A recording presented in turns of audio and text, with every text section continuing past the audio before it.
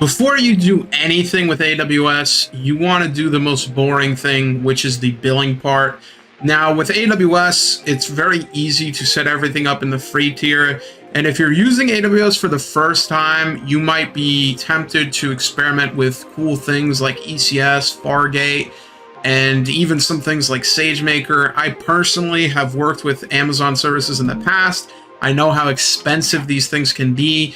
EC2, ECS are ridiculously expensive depending on how much you use it.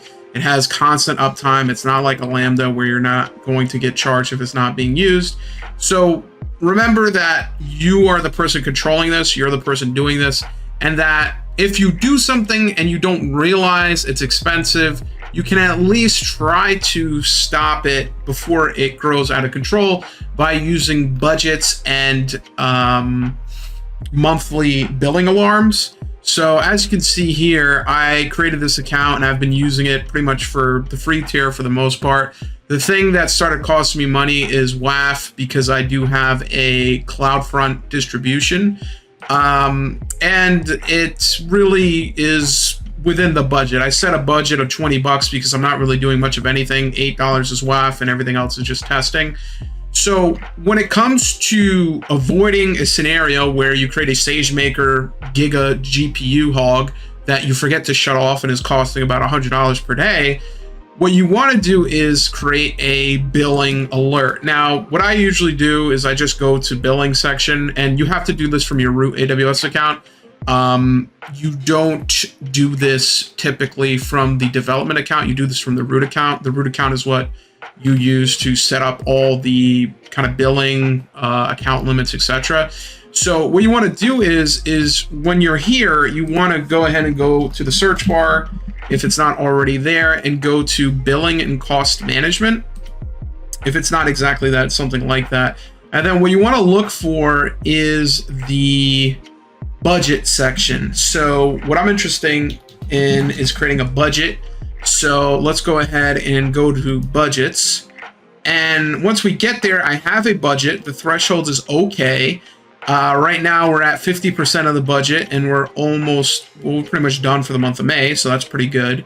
Now, if we go in here, right, and if we look at this budget, it basically says the total's 20, periods monthly, etc., etc.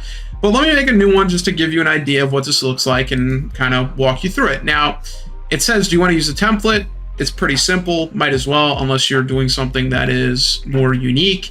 From there, it says zero spend budget, monthly cost budget. Well, how much do you want the monthly cost to be?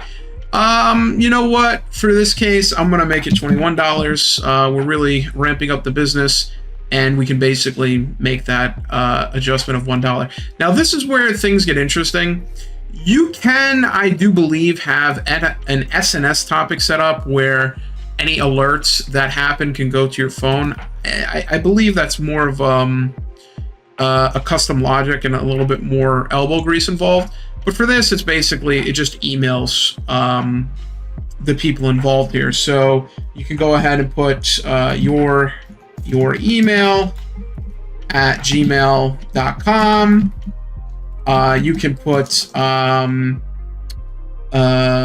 else at gmail.com. I believe you could just separate it by comma. And that'll basically, once this looks like it's about to reach 85% of the quota, it basically says this: you will be notified when your actual spend reaches 85%, your actual spend reaches 100, if your forecast spend is expected to reach 100%. So this is actually pretty good because it does a good job of basically saying, like, unless it's something catastrophic and your budget is so small that it happens and it can't catch it, it'll try to warn you. It'll try to say, hey, listen, you have a SageMaker instance up and running. You forgot to shut it off. And this actually saves a lot of headache. Surprisingly, let's name this monthly cost. Surprisingly, there's a lot of people who are in the industry space, or they're in the kind of a entrepreneurial space. They never set this up, and it really bites you bad. It really is bad because AWS gives you a lot of tools to avoid this and a lot of different ways to catch this.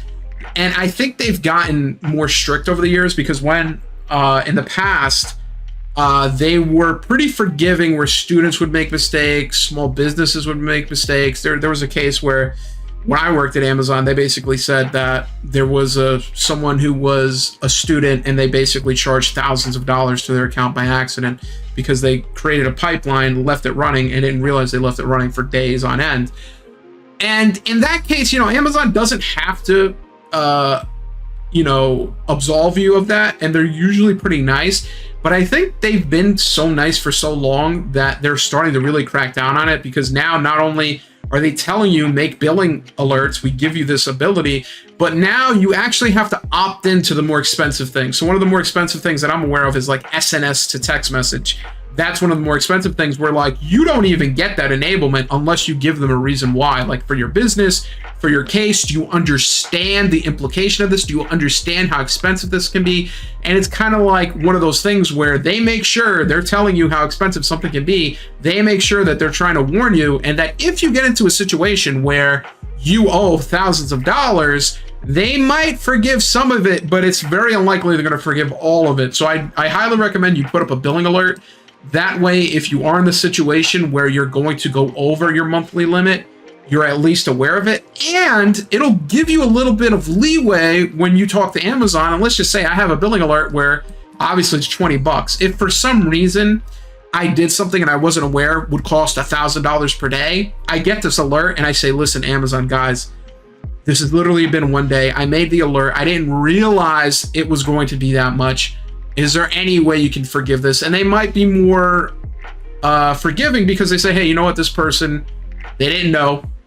Ignorance is not an excuse, but they might be on your side more if you have an alert, if you're trying to do that due diligence, and if you're at least trying. Now, realistically, you should be Googling what is the free limit for certain things in AWS. Anything outside of S3 and Lambdas costs money for the most part. And things that involve compute, whether it be CPU or GPU, you're looking at turning on the faucet for money. It is so expensive. Anything for databases, well, DynamoDB actually has a free tier, but things like Elasticsearch cost buco bucks. You want to be careful. Don't be stupid. You're going to end up owning this bill. You're going to end up having your credit card or debit card tied to this account. Amazon will either ban your account if you can't pay, and you'll probably get blacklisted, or they'll collect against your will because you might even forget and they might just charge your credit card. With that being said, this is a long way to say set up billing alerts before you do anything with your account. And also, remember what I just said. This is the root account. This is not the development account. You might log into your development account every day, and you might not log into your root account for every other month or every other week. Try to make it a habit to log into the root account or check your email for important messages, just to see how things are going. And remember that this is things that you're creating, and it is your responsibility to not go over budget.